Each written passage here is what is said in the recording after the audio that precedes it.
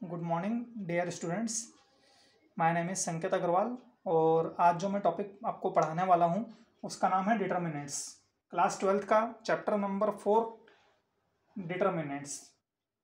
Basically determinants जो होता है, हम लोग जब लीनियर इक्वेशंस को सॉल्व करते हैं तो लीनियर इक्वेशन को सॉल्व करते समय हमको डिटर्मिनेंट्स की कहीं ना कहीं ज़रूरत पड़ती है, या फिर मैट्रिक्स को हम जब सॉल्व करते हैं तो मैट्रिक्स के थ्रू 3 वेरिएबल की लीनियर इक्वेशंस को, है ना, we can easily calculate 3 variables linear equations by using determinants। तो बेसिकली डिटर्मिनेंट्स क्या, डिटर्मिनेंट्स जो होता है वो तो मैंने आपको बता दिया।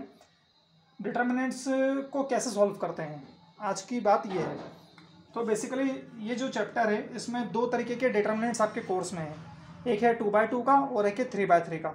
तो 2x2 का डिटर्मिनेंट सॉल्व करना तो काफ़ी इजी होता है। जैसे मान लीजिए कि आपके सामने ये एक डिटर्मिनेंट ऐसा दिया हुआ है ना, ये 1 2 3 4, जैसे सपोज करते हैं कि ये एक वैल्यू है, तो ये डिटर्मिनेंट दिया है।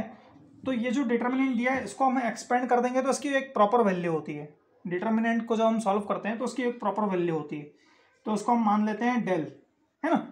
तो इसकी एक प्रॉपर वैल्यू होती है। जैसे ये 1 4 जा, तो इसमें क्या होगा, इसका मल्टीप्लाई ऐसे नीचे आ जाएगा 1 4 जा, और इसका मल्टीप्लाई ऐसा ऊपर हो जाएगा।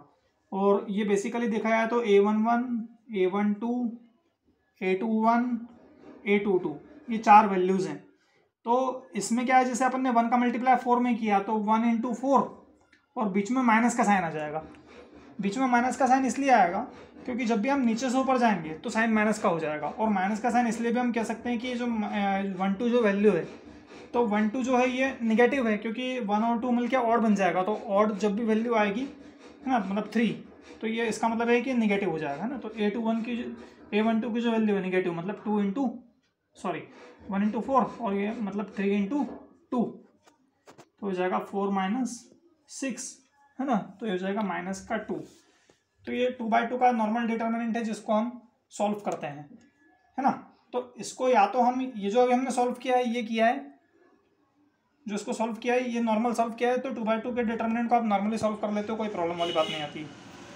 प्रॉब्लम कब आती है, जब हम 3/3 वाले डिटर्मिनेंट्स की बात करते हैं। तो आप लोग ये बोर्ड पे ध्यान से देखिए कि यहाँ पर क्या है कि जैसे डिटर्मिनेंट को एक्सपेंड करने के लिए हमारे पास हमको कुछ बातों का नॉलेज होना ज़रूरी है। जैसे मान लीजिए ये 3/3 का एक डिटर्मिनेंट है, ये आप भी समझ रहे हैं, ठीक है। ये 3 × 3 का एक डिटर्मिनेंट है। तो इसमें क्या होता है कि ये A11 A12 A13, मतलब first row first column, first row second column, first row third column, इस तरीके से।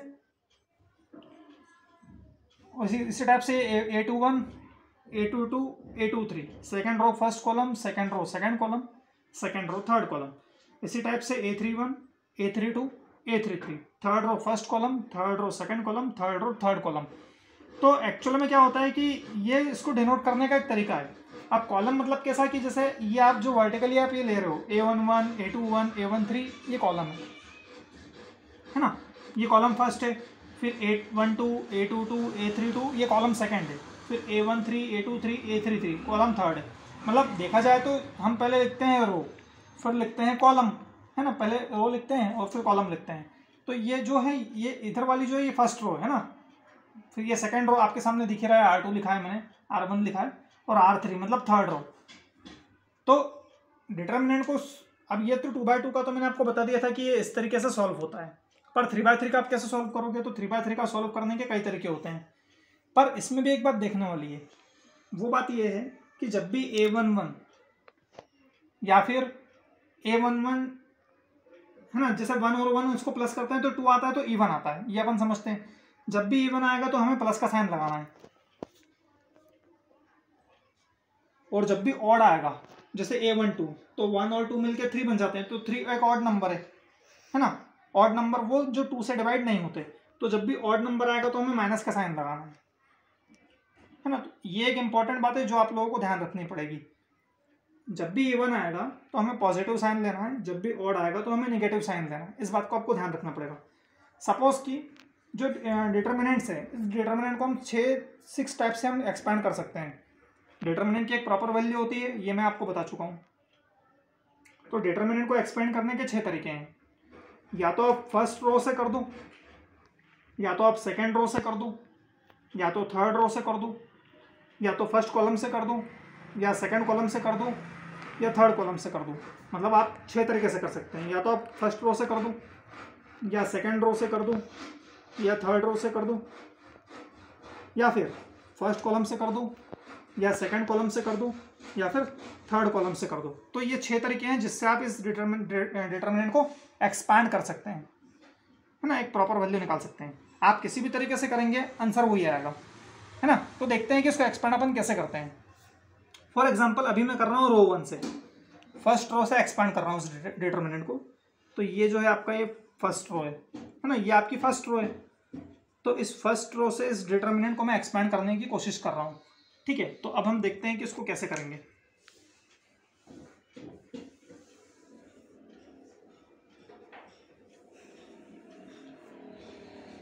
देखिए इसको एक्सपांड करना काफ़ी इजी है, बस आपको करना क्या है। देखिए आपको क्या करना पड़ेगा कि आपको जो है जैसे डिटर्मिनेंट जो लिखा है, तो देखो फर्स्ट रो से अपन एक्सपांड कर रहे हैं। तो फर्स्ट रो में सबसे पहले क्या लिखा है, 1 लिखा है ना। तो ये 1, 2 और 3, तो देखो देखिए जो 1 हमारा लिखा है, तो 1 के जो को फैक्टर है, जो को मैट्रिक्स है, जो को डिटर्मिनेंट है, वो इतना है। मतलब हमको 1 के ये पूरा ये जो लाइन है, ये वाली लाइन को पूरा छोड़ना है और ये वाली लाइन को पूरा छोड़ना है। तो बचेगा क्या हमारे पास, 5, 6, 8, 9। अब यहाँ पर हम क्या करेंगे, 5 का मल्टीप्लाई 9 में करेंगे, -8 का मल्टीप्लाई 6 में करेंगे।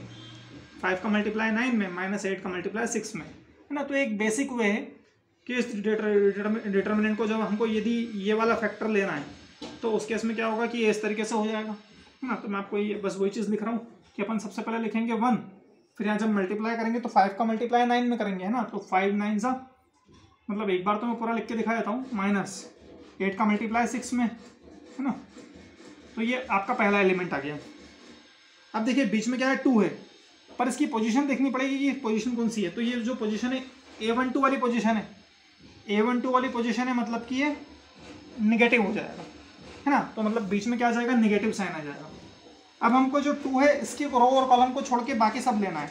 मतलब 2 के जो सीध में इस तरफ से सीध में 3 और 1 इसको हम ले नहीं सकते, और 2 के सीध में 5 और 8 इसको हम ले नहीं सकते, ठीक है। तो हमको क्या लेना पड़ेगा, यहाँ से लेना पड़ेगा 4, 6, 7, 9, है ना। तो यहाँ पर हमने 2 लिख दिया और यहाँ ले लिया 4, 6, 7, 9, इस तरीके से ले लिया, है ना। या मतलब मैं इस तरीके से आपको करके दिखाता हूँ। फिर यहाँ पे देखिए 3 है, तो 3 जो है, तो यहाँ पर 3 का यहाँ हम ना तो रो ले सकते हैं, यहाँ ना तो कॉलम ले सकते हैं।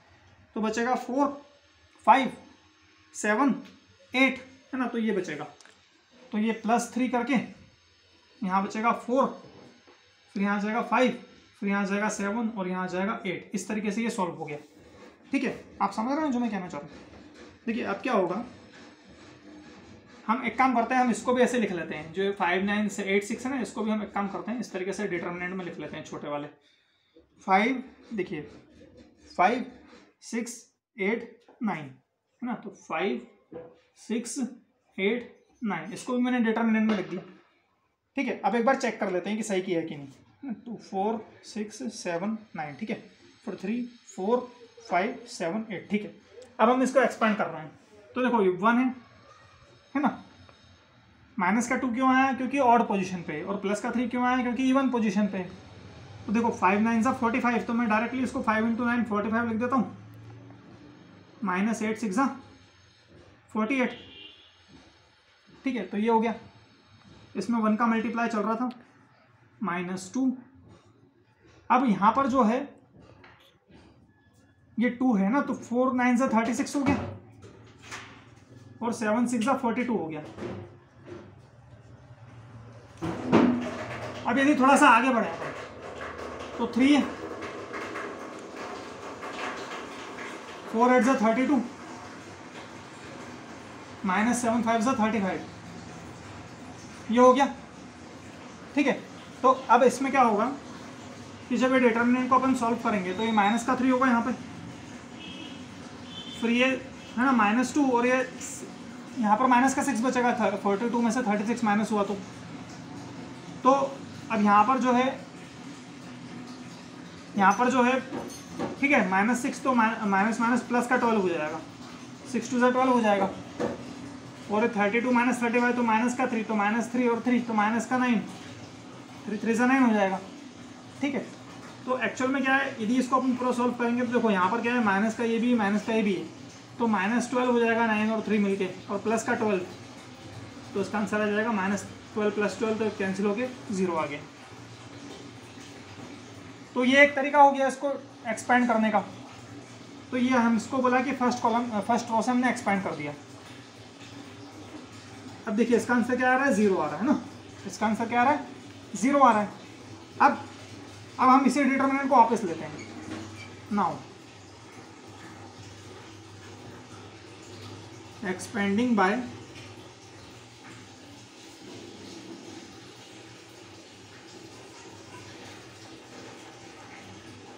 Second row. अब हमको इस डिटरमिनेंट को सेकेंड रो से एक्सपेंड करना है।